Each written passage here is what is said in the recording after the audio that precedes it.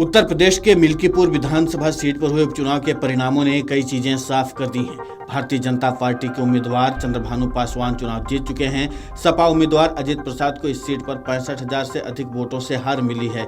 इसके साथ ही समाजवादी पार्टी लोकसभा चुनाव 2024 के अपने परिणामों को दोहराने में पूरी तरह से असफल हो गई। पिछड़ा दलित अल्पसंख्यक यानी कि पीडीए पॉलिटिक्स के जरिए उत्तर प्रदेश की राजनीति में एक बार फिर से वापसी के सपने देख रही समाजवादी पार्टी को तगड़ा झटका लगा है। अखिलेश यादव की समाजवादी पार्टी के लिए मुश्किलें लगातार बढ़ रही हैं। लोकसभा चुनाव के बाद भारतीय जनता पार्टी में कई प्रकार की दिक्कतों की बात भी सामने आई थी। सबसे बड़ी परेशानी कार्यकर्ताओं को एकजुट करने की थी। दरअसल लोकसभा चुनाव से पहले भाजपा के तमाम उम्मीदवार प्रधानमंत्री नरेंद्र मोदी के सहारे एक बार फिर से जीत की उम्मीद लगाए बैठे थे। वहीं निचले स्तर पर समाजवादी पार्टी और कांग्रेस की इंडिया गठबंधन ने बीजेपी के लोकसभा उम्मीदवारों के खिलाफ माहौल बनाने में सफलता दर्ज की। इंडिया गठबंधन की राजनीति लोकसभा चुनाव में सफल हुई। इसका असर हुआ कि लोकसभा चुनाव 2024 में यूपी के 80 में से 43 सीटें इंडिया गठबंधन के पाले में चली गईं। भाजपा 10 साल के बाद महज 33 सीटों पर जीत दर्ज करने में कामयाब रही। वहीं राष्ट्रीय लोकदल को 2 और अपना दल एस को 1 सीट पर जीत मिली। लोकसभा चुनाव के बाद सीएम योगी आदित्यनाथ के सामने सबसे बड़ी समस्या कार्यकर्ताओं को एकजुट करने की थी। लखनऊ से लेकर सभी जिलों तक लगातार बैठकों का दौर चला। कार्यकर्ताओं को एकजुट किया गया। योगी सरकार ने भाजपा कार्यकर्ताओं के विश्वास बढ़ाने की कोशिश की। उनकी समस्याओं को दूर करने का प्रयास किया गया। भारतीय जनता पार्टी से लेकर राष्ट्रीय स्वयंसेवक संघ तक एक्टिव हुई।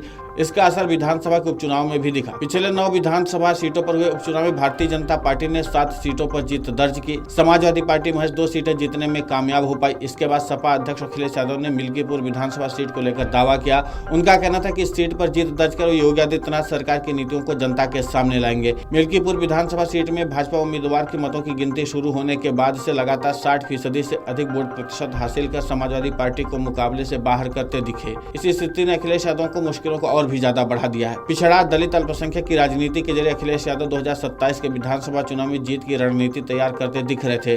उनके पीडीए के चेहरा बने अवधेश प्रसाद के घर में हार के साथ वो बिखरता दिख रहा है।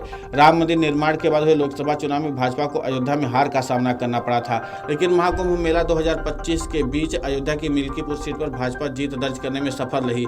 मिल्कीपुर विधानसभा सीट पर उपचुनाव के दौरान सपा अध्यक्ष अखिलेश यादव ने महाकुंभ मेला में अव्यवस्था का मामला उठाया, हिंदुत्व का मामला उठाया, हिंदुओं की मौत की बात कही। इनमें से किसी भी मुद्दे पर जनता ने ध्यान नहीं दिया। समाजवादी पार्टी की तमाम रणनीति उपचुनाव में धरी की धरी रह गई। वहीं मुख्यमंत्री योगी आदित्यनाथ ने जिस प्रकार से बटोगे तो कटोगे के नारे के साथ ध्रुवीकरण का जो प्रयास आगरा से शुरू किया था, वो हरियाणा महाराष्ट्र होते हुए यूपी उपचुनाव में और दिल्ली चुनाव परिणाम तक में दिख रहा है। यूपी उपचुनाव की रणनीति के जरिए अब यूपी चुनाव 2027 की राह निकालते सीएम योगी आदित्यनाथ दिख रहे हैं। अखिलेश यादव के लिए अब सबसे बड़ी चिंता कार्यकर्ताओं के भरोसे और विश्वास को स्थापित करने की होगी। 9 सीटों पर उपचुनाव में से 7 पर हार के बाद एक बार फिर अखिलेश यादव पर सवाल खड़े होने लगे थे। अब ये सवाल और अधिक गहराने की आशंका है। पार्टी के भीतर से लेकर गठबंधन तक में सवाल उठना तय है। दरअसल लोकसभा चुनाव 2024 के बाद अखिलेश यादव एक बार फिर से गठबंधन की राजनीति को आगे बढ़ाने में कामयाब होते नहीं दिखे।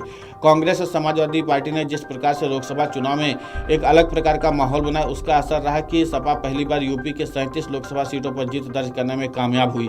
वहीं 2009 के बाद कांग्रेस ने भी बढ़िया प्रदर्शन करते हुए 6 सीटों पर जीत दर्ज की। प्रदेश की 80 लोकसभा सीटों में से 43 सीटें जीतकर इंडिया गठबंधन ने भारतीय जनता पार्टी के नेतृत्व वाली पीडीए को 36 सीटों पर समेट दिया।